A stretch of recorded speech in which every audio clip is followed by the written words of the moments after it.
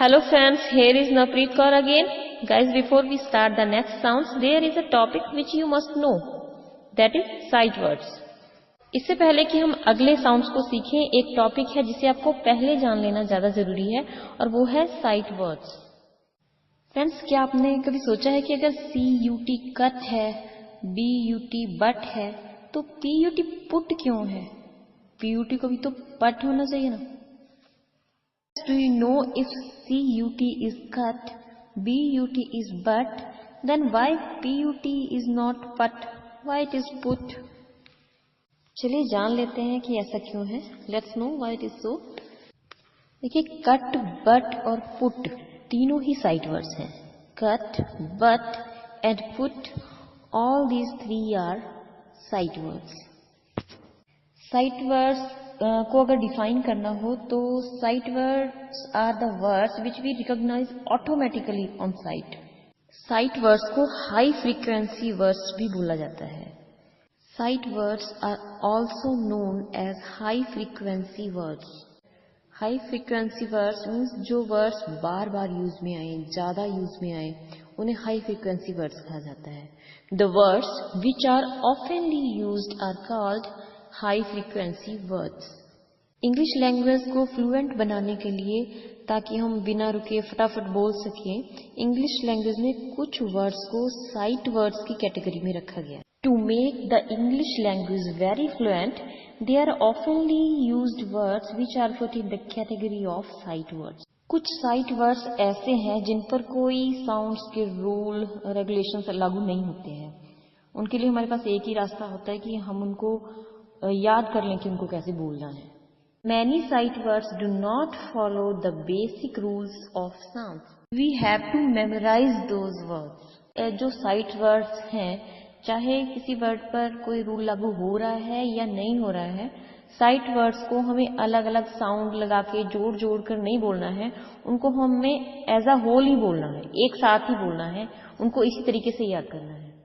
Sight words are memorized as whole words whether we could sound them out or not. For example, हम एक sentence ले लेते हैं, This is a blanket. इस sentence में this is a तीनों site words हैं.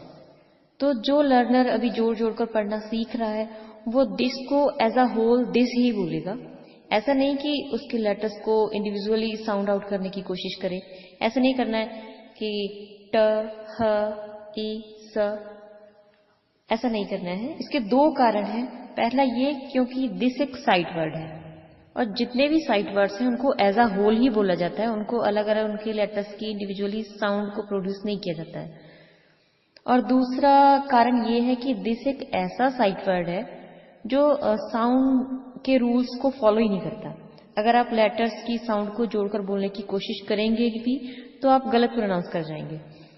जैसे टी की साउंड है ट, एच की ह, आई की ई और एस की स. तो सबको मिला देंगे तो क्या कुछ ऐसा बनेगा, ट हिस, मतलब दिस नहीं बनेगा. इसको हमने साउंड आउट करना ही नहीं है. इसकी जो प्रोनाउंसिएशन फिक्स कर दी गई है, हमें वो ही बोलनी है.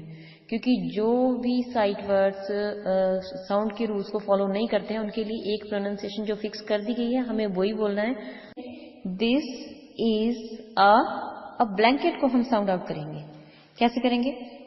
और साउंड आउट करने का जो बेस्ट तरीका है वो ये है कि आप वहां पर लेटर ना बोलें. लेटर की जो साउंड है आप उसको बोलें. अगर आप लेटर बोलेंगे तो भी प्रोनाउंसिएशन आपकी गलत हो जाएगी. साउंड इसीलिए बनाए गए हैं कि जब भी आप लेटर्स को जोड़कर कुछ वर्ड बनाने की कोशिश कर रहे हैं तो आप उसकी साउंड को बोलें. जैसे ब्लैंकेट को अगर हमने साउंड आउट करना है तो हम बोलेंगे ब, ल, ए, न, क, ए, ट, blanket. Okay, when a new learner will try to speak this sentence, he will speak the sight words as a whole and will try to sound out the letters of a non-sight words only. There are thousands of sight words in English language. सभी sight words कौन कौन से हैं आने वाली videos में हम बात करेंगे, लेकिन आज के लिए बस इतना ही. We will talk about all sight words, but now it's the time to say goodbye. अगर आप मेरी वीडियो को पहली बार देख रहे हैं और आपने आज कुछ नया सीखा है तो प्लीज़ चैनल को सब्सक्राइब कीजिए और अगर वीडियो अच्छी लगी हो तो उसे लाइक करें.